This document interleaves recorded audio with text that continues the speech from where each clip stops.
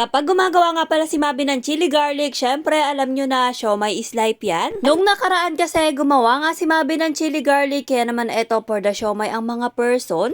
Bali ganito nga pala yung version ko ng siomai. Naglalagay nga pala ako dito na maraming carrots, bell pepper, sibuyas at konting bawang. Yes best, lalo na sa carrots, dinadamihan ko at sinatnat kasi hindi pa nga pala kain ng carrots. Kaya naman kapag hinahalo ko may sa may siomai, ayun hindi nyo napapansin at nakakakain nga siya. Mas mainam nga ako isasalang nyo sa food processor para nga mapabilis yung trabaho nyo. Tapos eto, no nagiling na nga yung mga inilagay kong gulay, ipo-food processor ko yung giniling para nga maghalo-halo sila dito. Parang nalalakihan pa nga ako sa giniling kaya na maisinalang ko dito. Pagkatapos nga ng ilang segundo lang, eto, ayan makikita nyo medyo pino na nga siya.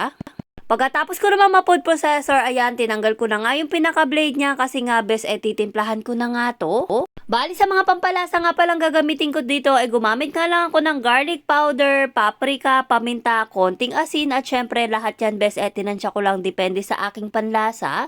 Oo nga pala, naglagay nga rin bala ako dito ng king choy bes kasi isa pa nga sa magpapasarap sa ating siomai. Tapos eto, 2 itlog pagkatapos hinalo-halo ko na nga din bes. Oo, alam ko, sasabihin nyo hinalo ko ng walang gloves. Ganun talaga bes para umamo nga sa akin yung mga nasa bahay. Chor. Hindi na nga ako nag-gloves dyan bes kasi nga wala namang gloves dito sa bahay. At saka okay lang yan kasi naghugas naman ako ng kamay at hindi naman masaselan mga kasama ko sa bahay. Pagkatapos ko naman maghalo, maglalagay nga pala ako ng harina dito, mga 3 kutsara. At ayan, hahaluin ko nga ulit, bes. 200 pesos ko nga na giniling. Sabi ko sa inyo, marami-raming siomai na nga ang magagawa dyan. 2 molo wrapper nga yung binili ko. Tapos bumili pa nga rin ako pang lumpiang wrapper para kapag ka natira, o diba, instant lumpia ang haabutin niya. Pero bes, sa lumpia at siomai, ganito nga timpla yung ginagawa ko at same na same nga lang din. Tapos sabi ko naman sa inyo, mas madaming ang kinchay, mas masarap nga siya, bes. Tapos eto, pagkatapos ko namang haluin, syempre, eto na nga ang pinakamatagal dyan bes, yung pagbabalot ang pagmomold na maging siomai ito.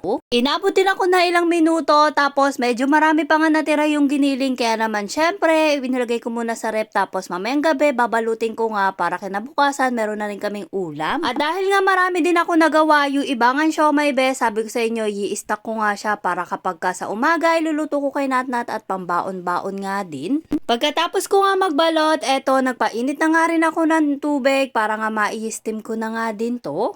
Habang iniintay ko nga kumulo yung tubig, eto, ipakikita ko sa inyo kung gaano nga karami yung nagawa ko. Bali, 2 ganitong platong malaki nga yung nagawa ko, patong-patong. Tapos, meron nga rin ako isa pang plato, total of 3 plato na sobrang dami talaga, bes. Biruin nyo, bes, yung 200 pesos nga na giniling, ayan, sobrang dami nyo na magagawang siomai at higit sa lahat, meron na nga kayong stock din. At dahil nga lahat kami, paborito nga yung siomai, lalong-lalo na nga yung anak ko, ayan, dadamihan ko at 2 layer na nga yung aking i-steam. Eka nga sa akin dyan ni Bobby ay nako, kung hindi nga daw siya gumawa ng chili garlic ay hindi nga daw siya makakatikim ng siomai. Madalang lang ako gumawa na to bes, pero pag gumawa ako marami na nga bes para nga meron din kaming i-stock. Sa totoo lang napakatrabaho nga gumawa ng siomai. At pagbabalot pa nga lang bes ay nako, kukonsumo ka na nga ng ilang minuto. Yung balot ko nga dyan, tignan nyo, hindi pa nga pantay-pantay pero okay lang yan bes kasi nga kami lang naman ang kakain yan. Pero alam nyo ba dati, sabi ko sa inyo, tinitinda ko nga to at talaga naman bes kumikita ako dito. Bali eto, in-steam ko nga lang ng 30 to 45 minutes sa mahinang apoy at eto, luto na nga yung ating siomai. Ay naku bes, sabi ko sa inyo, kahit walang toyo mansi, ay malasang malasa na nga to. Pagkatapos ko ang i-steam, eto, nagsandok na nga rin ako. Pagkatapos gumawa na nga rin ako ng sausawan. Bali bumili nga lang ako ng kalamansi at ayan, pipigaan ko dito sa my bowl at syempre maglalagay nga tayo ng chili garlic ni Mabi. Eto nga bes, nag-stock na nga ako ng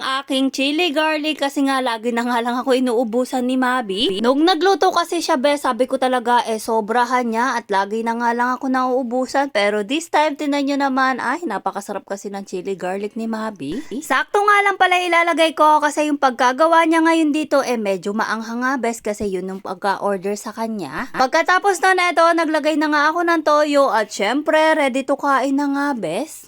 Mukhang mapaparami na naman nga yung kain namin, kaya naman nagdagdag na nga rin ako ng aking sinain. Ito na nga yung pinakamasarap dyan, bes. Siyempre, isasawsaw mo sa toyo mansi at ayang kanin. Grabe, sob-sob na naman nga ako. Sa totoo lang, bes, nagda-diet ako, pero ngayon, ay bukas na nga lang ulit. Abay, kapag ganito ang kasarapang ulam, ay nako, wala nang ang diet. O siya, hanggang dito na lang, bes. Bye-bye.